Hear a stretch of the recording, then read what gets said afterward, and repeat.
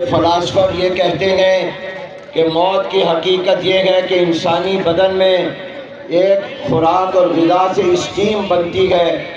جب وہ بھاپ بننا بند ہو جاتی ہے تو پھر وہ مر جاتا ہے، اور یہی موت کی حقیقت ہے۔ فرمایا یہ غلط ہے۔ اسلام کے نقطۂ نظر سے موت روح اور جسم کے رشتے کے ٹوٹ جانے کا نام ہے۔ جب تک روح کا جسم کے ساتھ رشتہ رہتا ہے تو زندگی ہے، جب روح کا جسم سے رشتہ ٹوٹ جائے تو یہ موت ہے۔ لیکن فرمایا یہ عام لوگوں کی موت ہے، ایمان والوں کی موت صرف روح اور جسم کے رشتے کا ٹوٹ جانا نہیں ہے، یہ تو عام انسانوں کی موت ہے۔ ایمان والوں کی موت کی حقیقت یہ ہے کہ اس کی روح دار غرور سے دار سرور میں چلی جائے،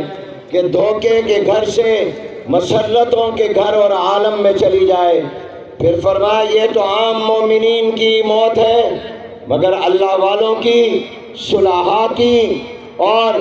اللہ تعالیٰ کے پیاروں اور محبوب بندوں کی روح، ان کی موت کی حقیقت یہ نہیں ہے کہ ان کی صرف روح دار غرور سے دار سرور میں، دھوکے کے جہان سے خوشی اور راحتوں کے جہان میں چلی جائے، بلکہ اللہ والوں کی موت یہ ہے کہ ان کی روح اللہ کی ملاقات کے لیے چلی جائے۔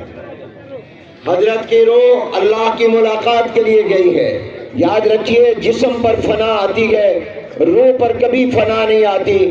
روح منتقل ہوتی ہے، اس لیے اس کو انتقال کہا جاتا ہے کہ حضرت کی روح وہ عالم دنیا سے عالم جنت میں چلی گئی ہے۔ اس لحاظ سے حضرت تو کامیاب گئے ہیں، اور یہ اتنا بڑا اجتماع جبکہ ابھی ہزاروں لوگ باہر اور پیچھے گئے، یہاں پہنچ نہیں پائے، موٹر وے اور راستوں کے دھند کی وجہ سے بند ہونے کی بنا پر، اور کئی ہجوم میں ہیں، مگر آپ نے دیکھا کہ امام احمد بن حنبل رحمۃ اللہ علیہ نے درست کہا تھا کہ ہمارے جنازے فیصلہ کریں گے کہ کون حق پر ہے اور کون باطل پر ہے۔ اور آج ان الذین آمنوا وعملوا الصالحات سیجعل لهم الرحمن ودا کا مظہر آپ کے سامنے ہے کہ اللہ تعالیٰ کس طرح اپنے محبوب بندوں کی محبت لوگوں کے دلوں میں ڈال دیتے ہیں۔ حضرت رحمت اللہ علیہ دنیا سے کامیاب گئے ہیں، وہ ہزاروں لاکھوں انسانوں کو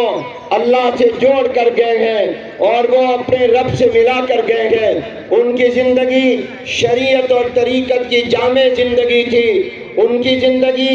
ایسی زندگی جو قابل رشک